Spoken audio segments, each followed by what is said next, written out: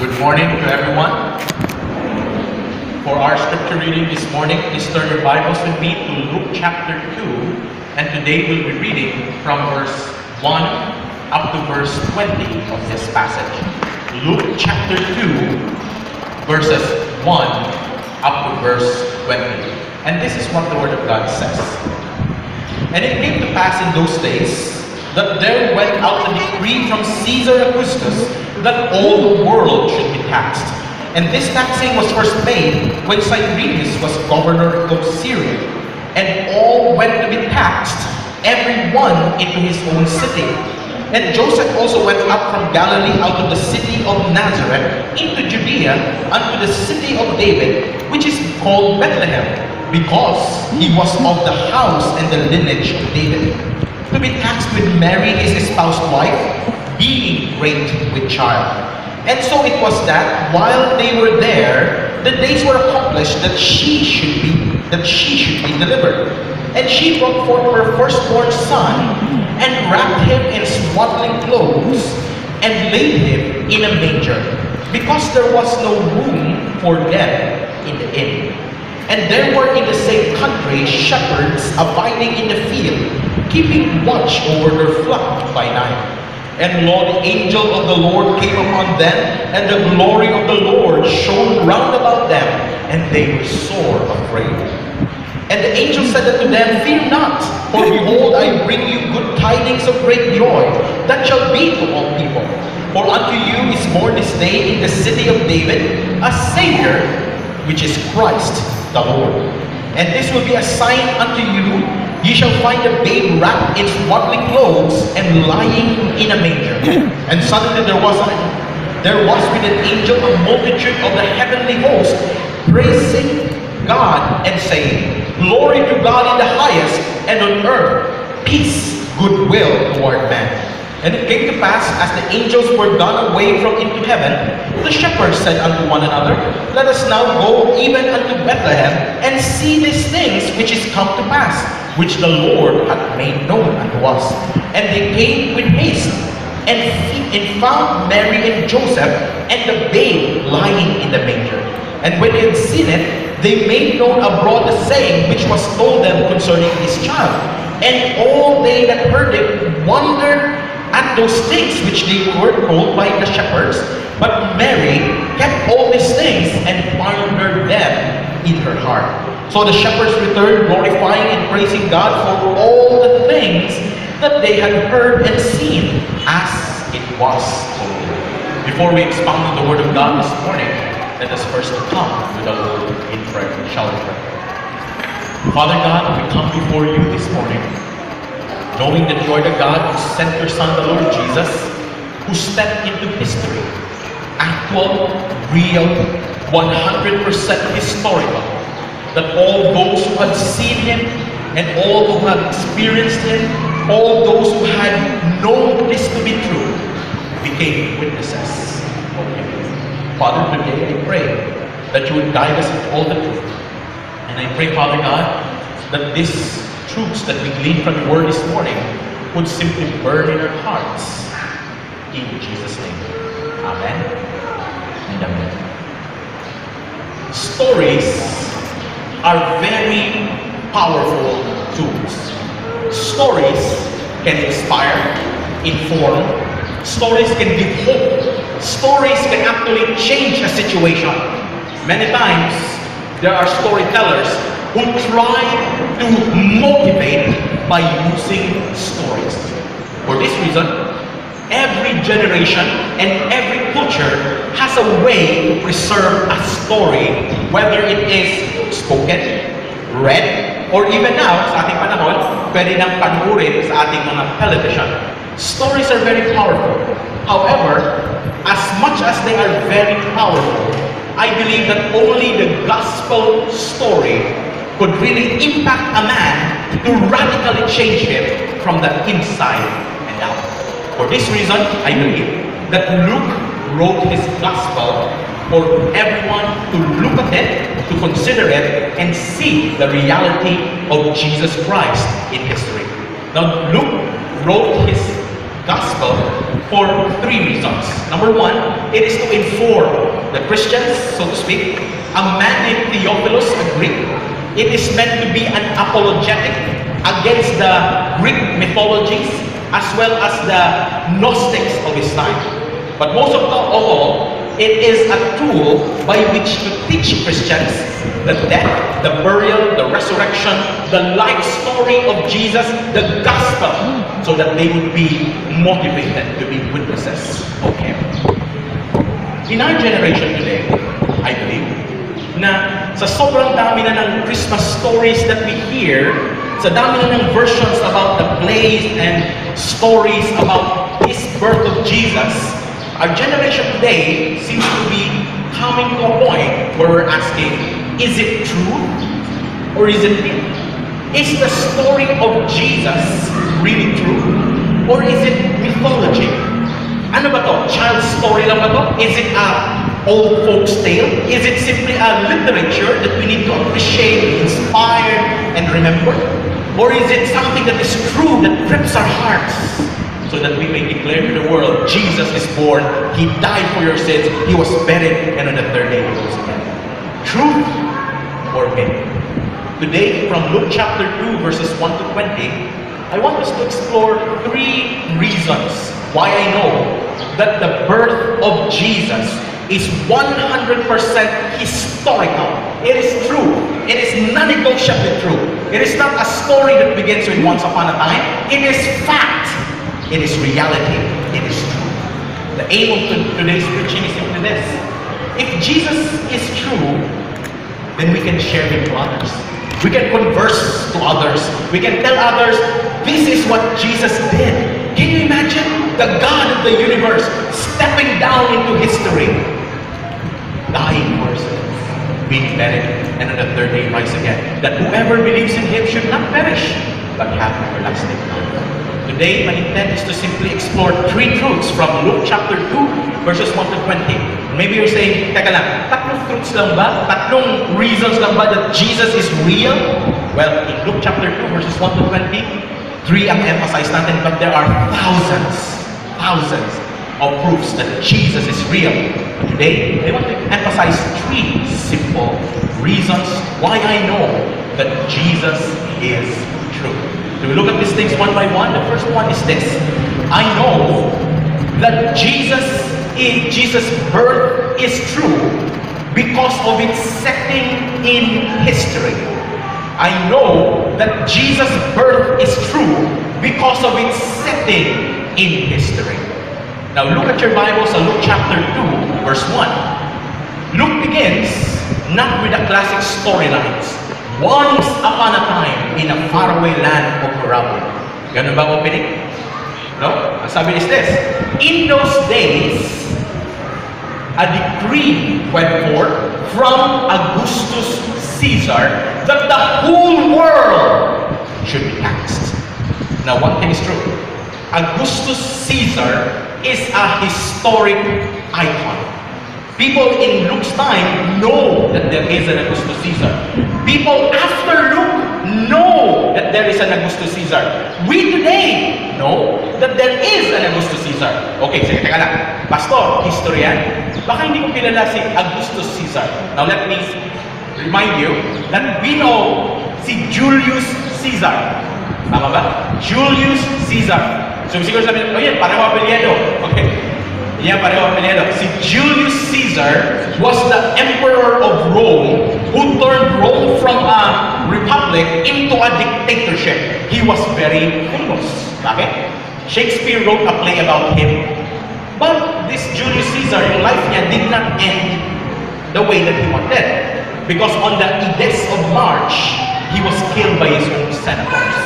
But he was succeeded by a man named Octavian, Lepidus, and Mark Antony.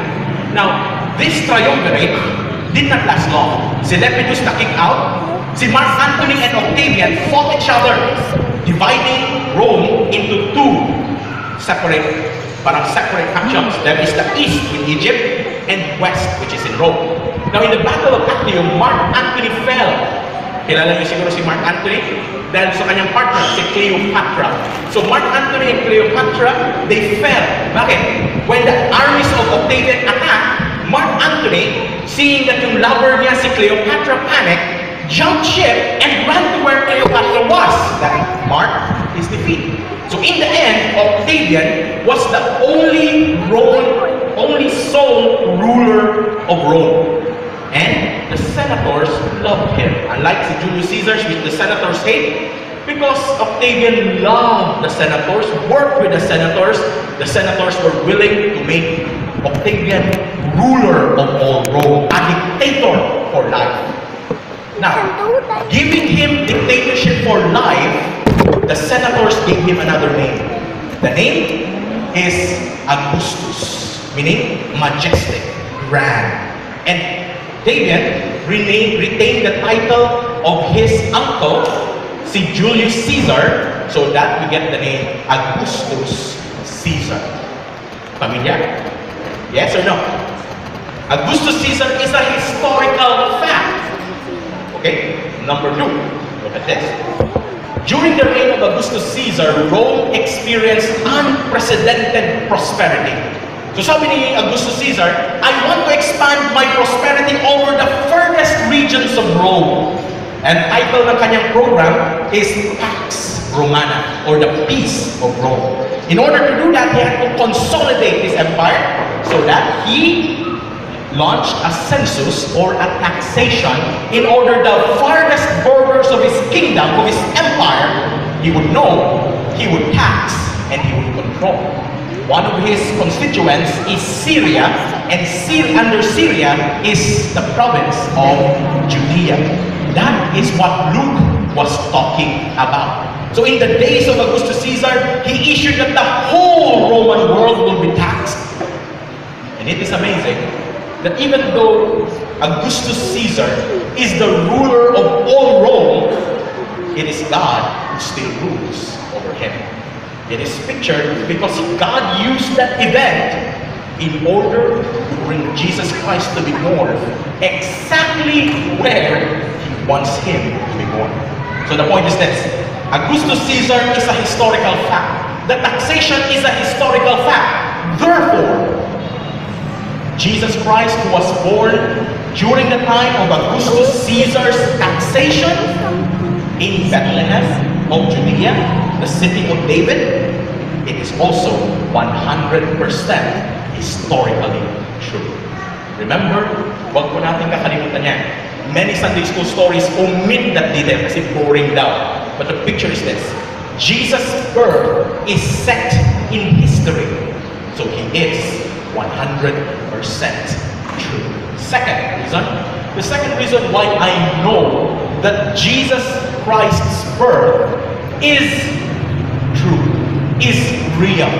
The second reason is this: I know that the birth of Jesus is true because of the acceptability of the details of His birth. What I mean is that as Luke recorded, ang sabi diyan, Joseph went to Bethlehem in order to register there. Bitbit niya si Mary, his espoused wife, who was, mark your Bibles, great with child. Meaning, full term na yung kanyang anak.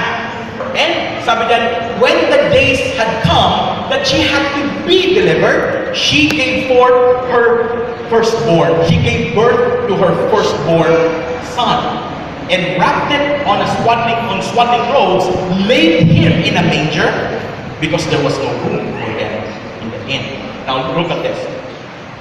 Most of the time, in mythology, the birth stories are quite exuberant. It's so parang highfalutin na parang, totoo ba yan? Okay. One story is the story of how Athena, the goddess, was born. They were born by normal means, a sexual contact between a mortal man and an immortal goddess, or vice versa. So parang ano yan, it's normal means. But yung pagpapanganak, it's quite different. When Athena was born, according to mythology, something went out of the brow of Zeus, and when it fell down, biglang naging babae, fully clothed, fully grown, fully full. So ibig sabihin, maniwala ba kayo doon? Some demigods in mythology are carried in the womb for more than 9 months. Others, 1 month or less. Hindi nagpo-full term. Talaga, sigurado ka dyan. In the legends of the Jews, they even said that when Abraham was born, again, hindi to totoo, it's a mythology, okay? When Abraham was born, pagpanganak sa kanya, tumayo daw si Abraham and preached. He was able to survive for himself. He was able to live for himself. Maniwala kayo doon? Those are mythologies. But do you know what's amazing? When Jesus was born, the conception was supernatural. Angel goes to Mary and says, "You will be conceived a child, and he shall be known as the Son of the Most High." But sabi ni Mary, how will that happen since I am a virgin? And God said, the angel said, "The Holy Spirit shall overshadow you, and you shall conceive." No sexual contact. It's just filling. What?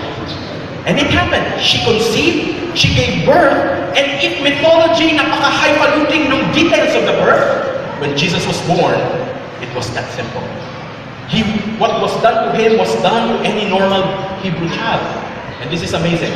When Jesus was born, he was washed with water, rubbed with salt, and wrapped with swaddling clothes. No, siguro yung isip natin, rubbed with salt? Ano yan? Isda?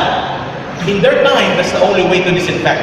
Also, pag sinabi natin swaddling clothes, we think about yung mga social na binibili sa mall, yung mga pre-made na damit, yung mga damit na ano. But in their time, those would be strips of cloth, rags.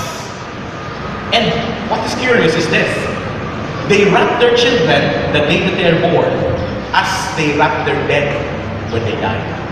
It is to remind every Hebrew person that when they are born, they will die.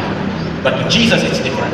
When Jesus was born, it shows us today that as Jesus was born, He's going to someday die for our sins, to be buried, and on the third day rise again. Remember yung kinatati kanina?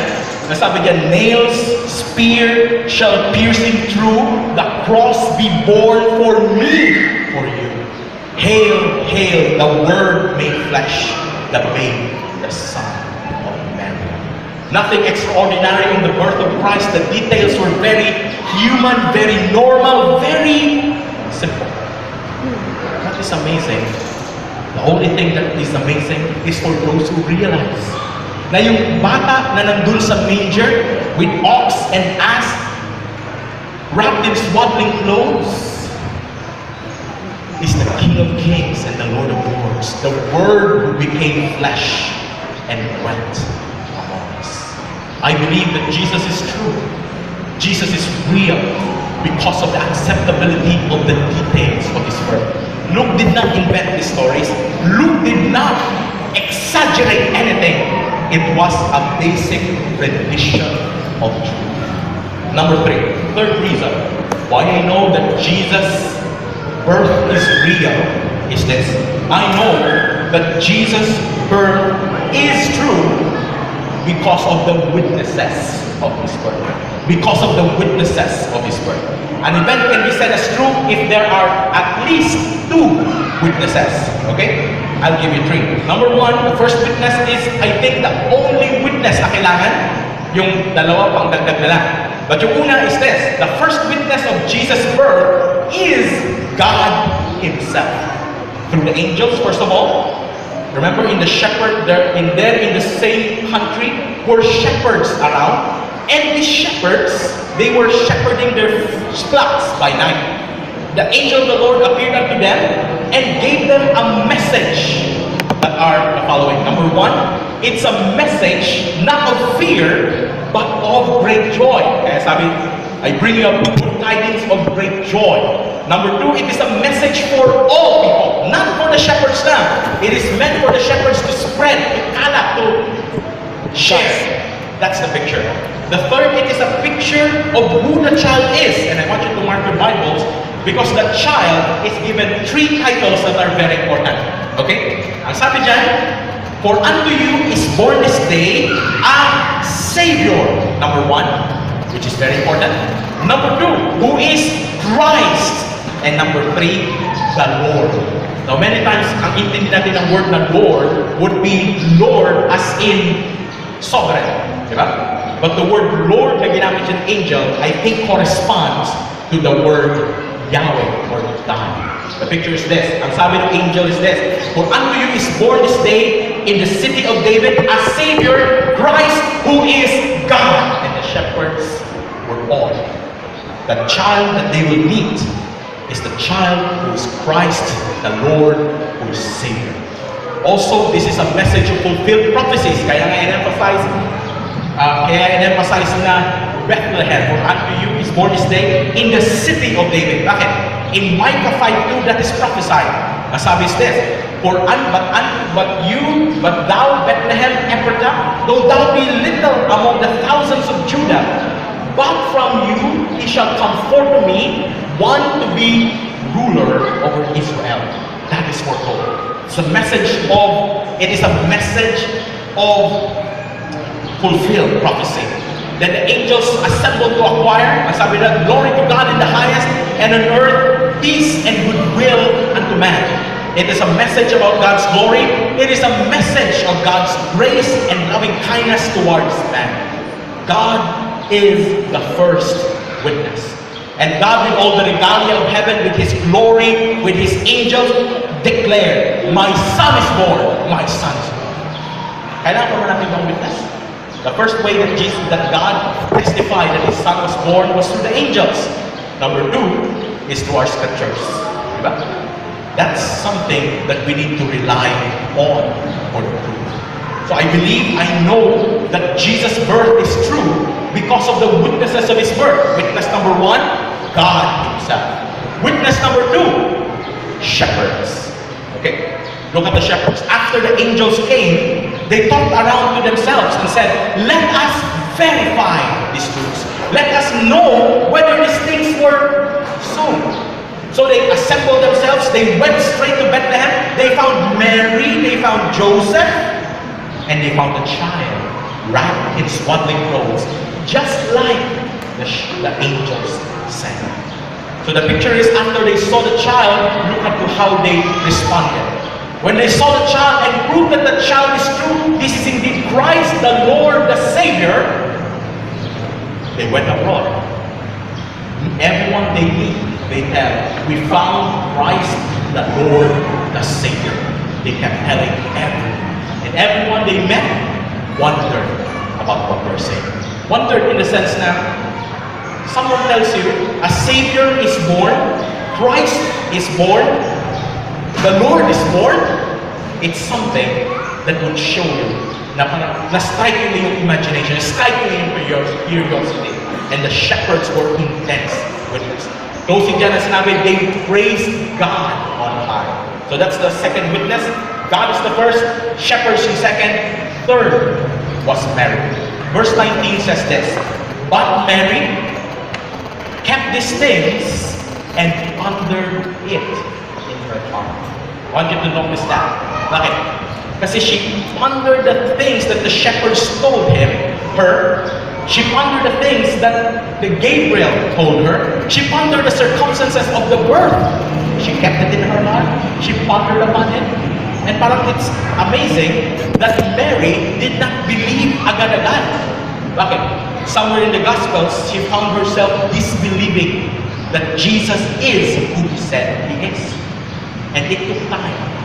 Until Jesus died, He was buried, and when He rose again, there in the upper room, nandun din si Mary. Why? Now she believes.